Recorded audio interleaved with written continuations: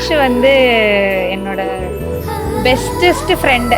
நான் ரொம்ப ஈகராக வெயிட் பண்ணிட்டு இருக்கேன். ஆக்சுவலாக வந்து கேர்ள் வரணும்னு ரொம்ப ஆசையாக இருக்கு. எங்கள் அக்காவுக்கு வந்துட்டு இப்போ 9th மந்த்து ஃபங்க்ஷனு. ஆனால் எங்கள் அக்காவே ஒரு குழந்தை. எங்கள் அக்காவுக்கு ஒரு குழந்தைன்னா எப்படி மேனேஜ் பண்ணுவான்னு தெரியல. கங்க்ராச்சுலேஷன்ஸ் ஃபார் அக்கா அண்ட் அண்ணா.